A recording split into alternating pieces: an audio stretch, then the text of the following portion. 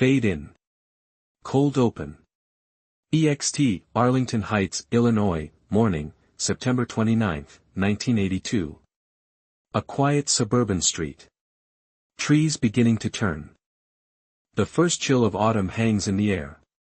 Inside a modest home, 12-year-old Mary Kellerman wakes with a sore throat. Her parents, like any parents, reach for the medicine cabinet. Extra-strength Tylenol. America's most trusted pain reliever. Mary takes 2 capsules.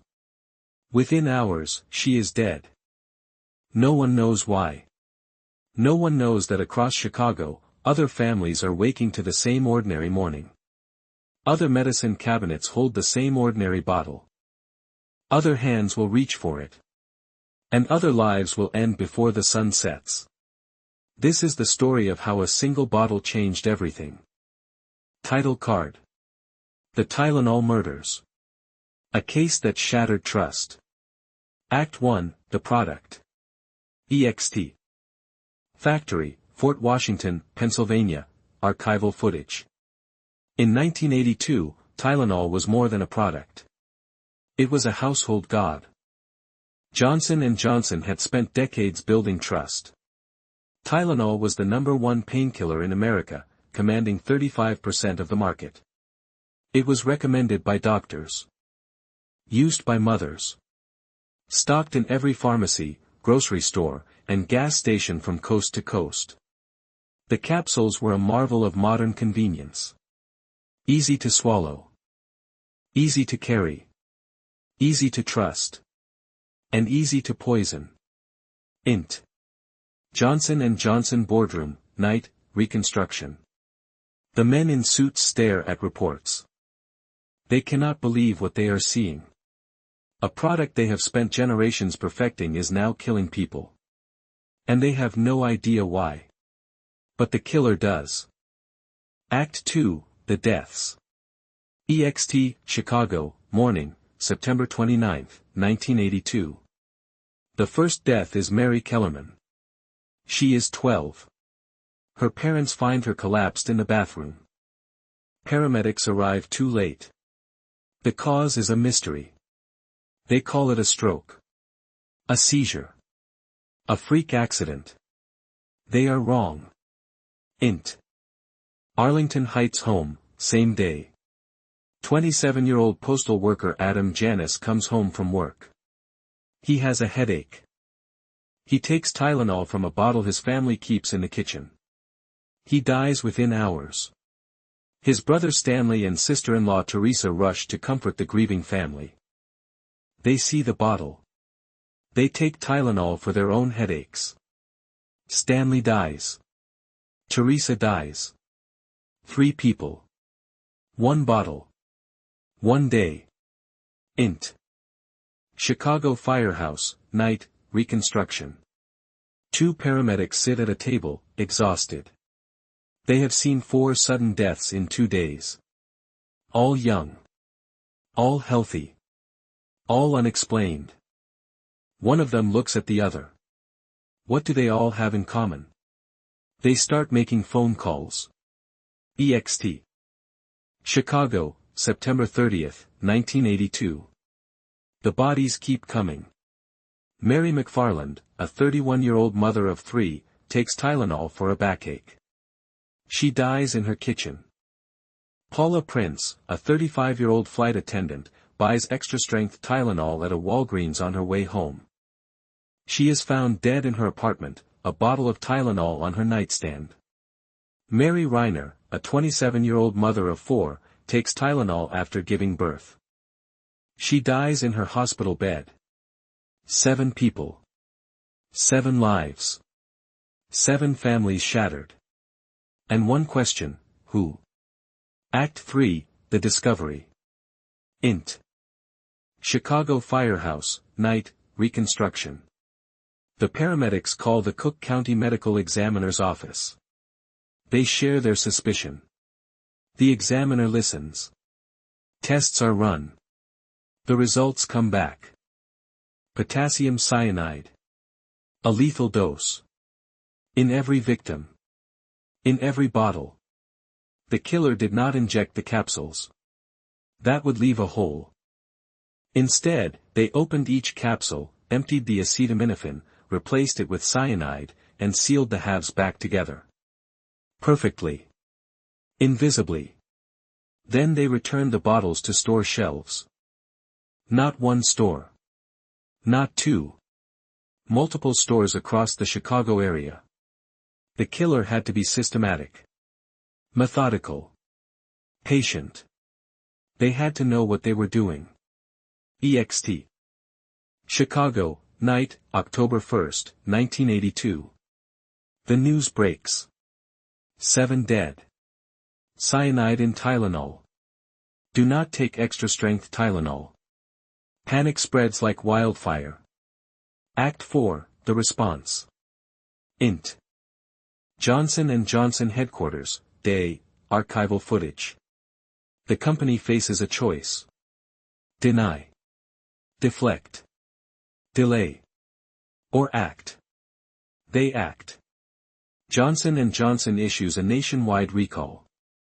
31 million bottles. Over $100 million. The largest product recall in American history. They run full-page ads in every major newspaper. They set up a hotline. They cooperate fully with investigators. They do not know if the killer is watching. They act anyway. Ext. Chicago, day, October 1982. The investigation becomes the largest in FBI history.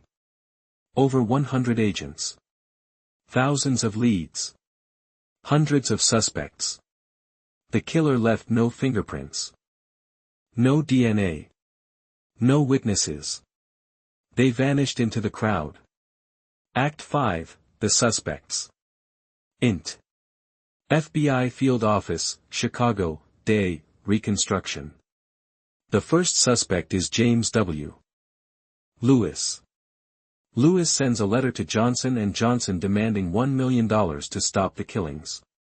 He is arrested. He claims it was a hoax. He never meant to hurt anyone. He is convicted of extortion. But not murder. The FBI believes he is not the killer. Ext. Chicago, night, 1983. The second suspect is Roger Arnold. Arnold is a quiet man. A meek man. He is a suspect because he fits a profile. He is interviewed. He is cleared. But his name leaks to the press. His life is destroyed.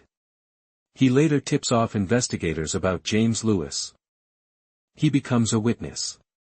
Not a suspect. Int. Prison visiting room, day, archival footage. The third suspect is Lori Dan.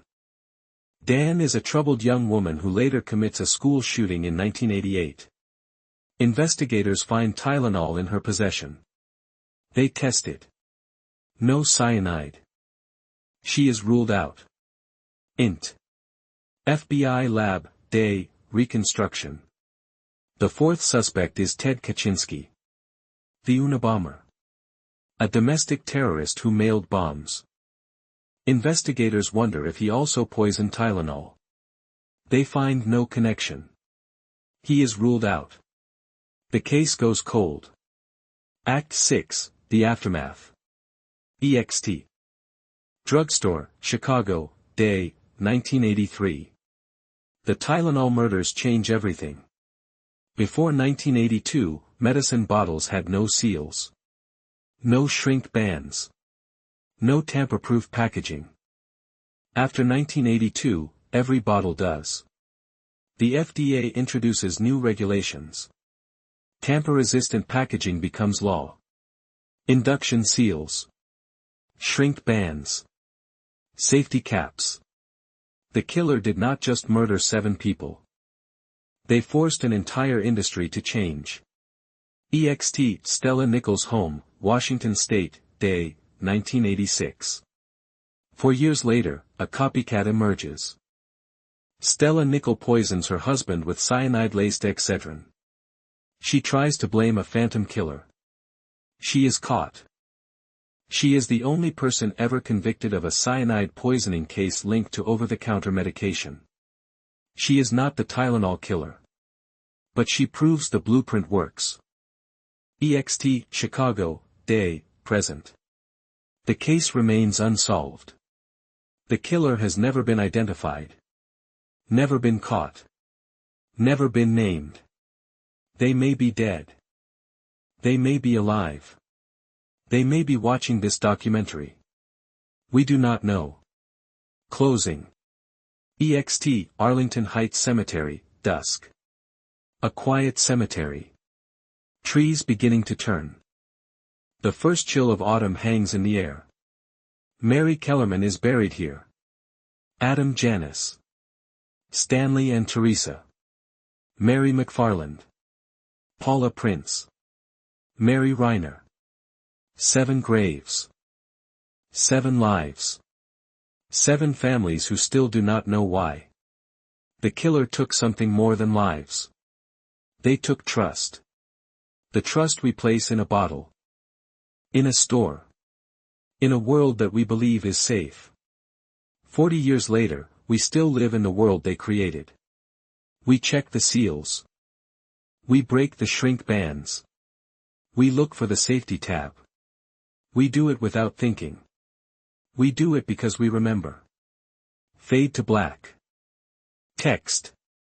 The Tylenol murders remain unsolved. The case is still open. The killer has never been identified. End.